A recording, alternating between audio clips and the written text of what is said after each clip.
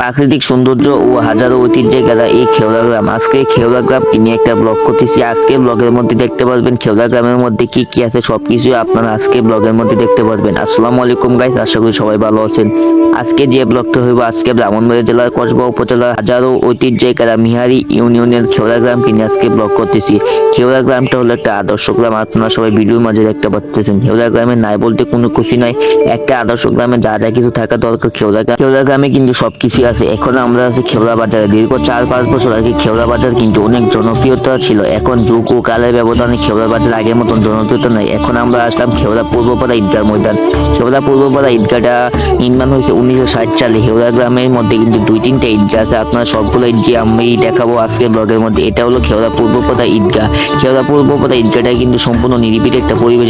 এখন খেওড়া ঈদগাহ থেকে এখন আমরা আসলাম খেওড়া পূর্বপাড়া সরকারি প্রাথমিক বিদ্যালয়। খেওড়া পূর্বপাড়া সরকারি প্রাথমিক বিদ্যালয়টা 1889 সালে নির্মাণ হয়েছে। খেওড়া গ্রামে কিন্তু 2টা সরকারি প্রাথমিক বিদ্যালয় আছে। খেওড়া গ্রাম বড়, তার জন্য খেওড়া গ্রামে 2টা সরকারি প্রাথমিক বিদ্যালয় আছে। আজকে ব্লগের মধ্যে খেওড়া গ্রামে কি কি আছে সবকিছু আপনারা এই ব্লগের মধ্যে দেখতে পারবেন। এখন আমরা আসলাম খেওড়া গ্রামের মাঝামাঝি একটা স্থানে খেওড়া পূর্বপাড়া জামে মসজিদে। খেওড়া পূর্বপাড়া জামে মসজিদে কিন্তু অনেক সুন্দর আপনারা দেখতে পাচ্ছেন। মাদ্রাসা আশপাশটা কিন্তু অনেক সুন্দরভাবে টাইলস করা আছে। খেওড়া পূর্বপাড়া জামে মসজিদটা কিন্তু অনেক সুন্দর। আজকে ব্লগের মধ্যে খেওড়া গ্রামের মধ্যে যা যা কিছু আছে সবকিছু আপনাদের মাঝে তুলে ধরবো। আপনাদের কাছে আমার একটি চাওয়া, খেওড়ার মানুষ যারা আছেন অবশ্যই কিন্তু আজকে ব্লগটা শেয়ার দিবেন। নেক্সট ব্লগ পেতে হলে কিন্তু আমার পেজ অ্যাপল ব্লগে কিন্তু আপনাদেরকে ফলো দিতে হবে, লাইক দিতে হবে, কমেন্ট। নেক্সট ব্লগ পেতে হলে এখন আমরা আসলাম খেওড়ার মাঠে। খেওড়ার মাঠে কিন্তু অনেক জনপ্রিয় একটা ক্রিকেট ফুটবল খেলার একটা মাঠ। আজকে দুপুরবেলা ছিল, তার জন্য মাঠের মধ্যে খেলা ছিল না, কিন্তু বিকালবেলা কিন্তু প্রতিদিন এই মাঠের মধ্যে খেলা হয়। খেওড়া গ্রামে কিন্তু আপনারা সবাই জানেন প্রতি বছর লাখ টাকা গোল্ড কাপ টুর্নামেন্ট নামে একটা টুর্নামেন্ট খেওড়া গ্রামে অনুষ্ঠিত হয়। এখন আমরা আসলাম খেওড়া পশ্চিম পাড়া সরকারি প্রাথমিক বিদ্যালয়। খেওড়া পশ্চিম পাড়া সরকারি প্রাথমিক বিদ্যালয়টা 1929 খ্রিস্টাব্দে খেওড়া পশ্চিম পাড়া সরকারি প্রাথমিক বিদ্যালয়টা নির্মাণ হয়েছে। খেওড়া গ্রামে কিন্তু 2টা প্রাথমিক বিদ্যালয় আছে, আপনারা সবাই জানেন। যারা খেওড়া গ্রামে আসেন ও জানেন খেওড়া গ্রাম সম্পর্কে।